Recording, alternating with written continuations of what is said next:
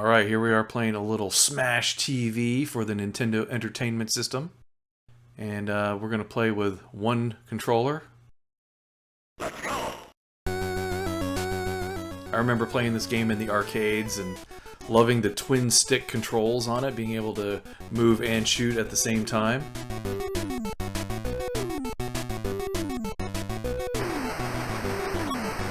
Of course, it's a little more complicated when you just have a D-pad and a couple of buttons to shoot with.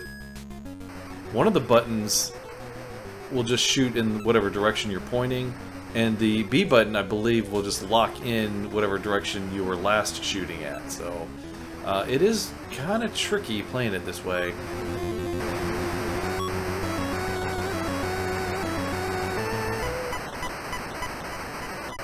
And I suppose that I could have changed it up on the controls, because I am playing this through an emulator, and I could have probably set up the controls to work a little bit better, but yeah, I just go with the regular experience here.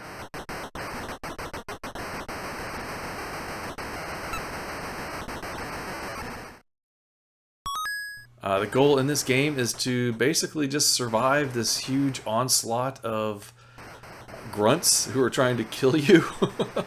And this game kind of has the feel of something like The Running Man. I think may have been a inspiration for it. As you can see, I'm going around collecting exciting prizes, and you know, stuff like a toaster, and I think maybe you get a brand new car at some point. I'm not sure. I just remember toaster seemed to be the most exciting gift that you get during the game.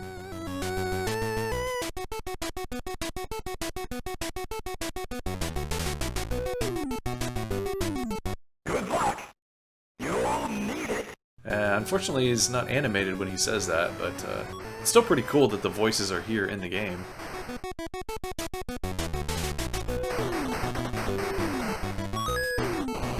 Now you gotta be careful of these big rolling guys. They will get to the corners and then explode, and the shrapnel will explode out of them like that. And basically, the further away from them you are, the better off. You won't get hit as long as you're way, way away from them.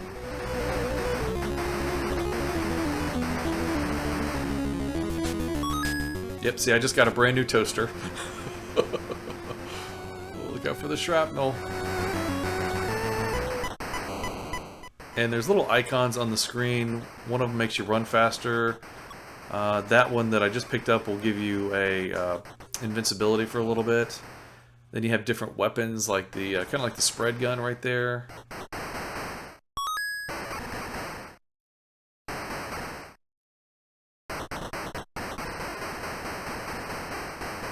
There's also like missiles and bombs. Oh yeah, this defensive thing here is pretty cool. It just spins around you and protects you from the bad guys.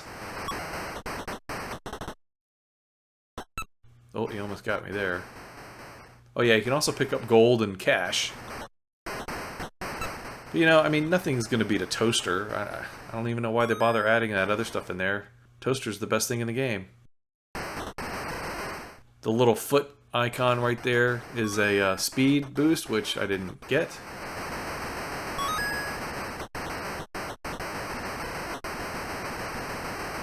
And I'm taking my chances not picking up that invincibility there. Oh, get the triple threat.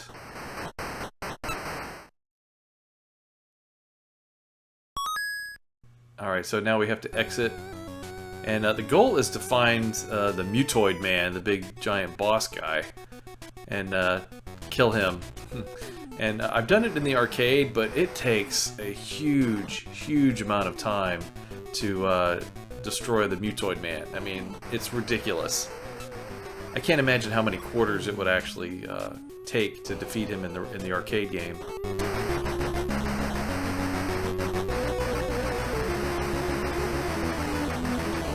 They just keep coming, keep coming.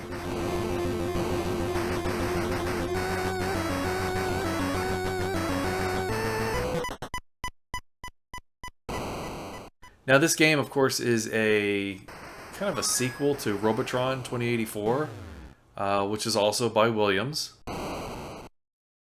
And it is a prequel to the game called Total Carnage, which is kind of a hybrid between this game and something like Commando or Ikari Warriors, where you're actually scrolling through the different stages, but you're still getting attacked by hundreds and hundreds of grunts, but you can attack them back with a twin-stick shooter. So, Total Carnage, that's a great game. I believe it's on Super Nintendo. I don't know if it's on the Genesis or not. I do know they have a Jaguar version of Total Carnage.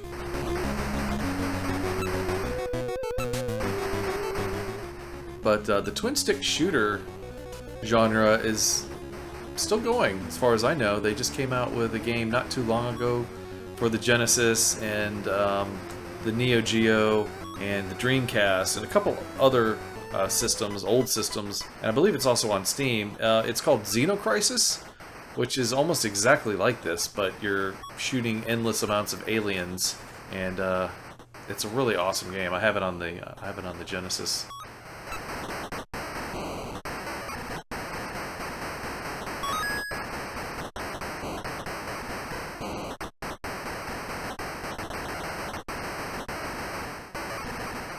But Robotron is one of my favorite games, and there's also a Atari ST game called Lamatron, which is kind of a takeoff of Robotron, and it's really hilarious. I mean, the programmer Jeff Minter, took it in directions that you never would have thought a twin stick shooter would have gone.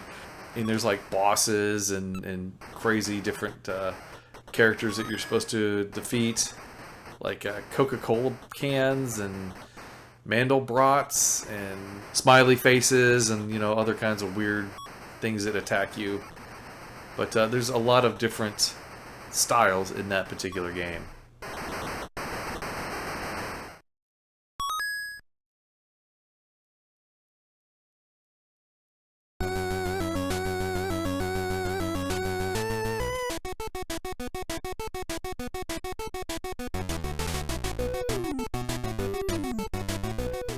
And I hate these little ball things that float around. I couldn't get those as easily as I would have liked.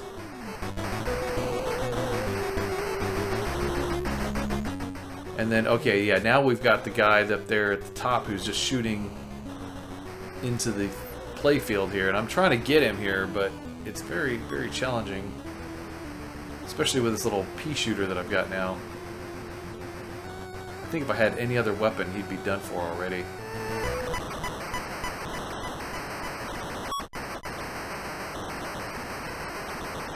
Take that! Oh yeah, I got him finally.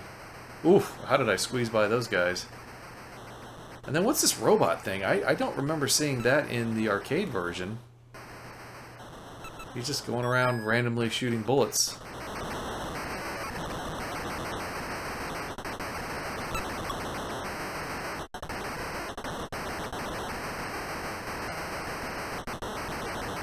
Of course, if you're gonna play Smash TV, the best version that you can play at home, I believe, is the Super Nintendo game, because the way the buttons are laid out, it makes it almost like you're playing the twin stick shooter, because it's very easy to just shoot up, down, left, and right on the Super Nintendo controller.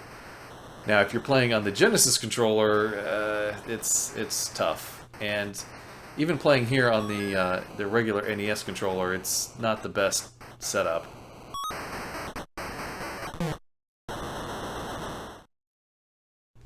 Alright, this is my last life. How far can I get? Can I get to the Mutoid Man? I'm just wondering. I just got a few more of these guys to kill. Oh, jeez, they keep coming. They just keep coming. Oh, the robot got me. Ah, dang it. Alright, let's continue.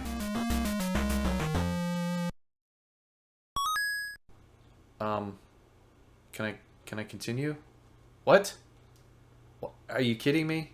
There's no continues in this game? Oh my gosh. That is absolutely ridiculous.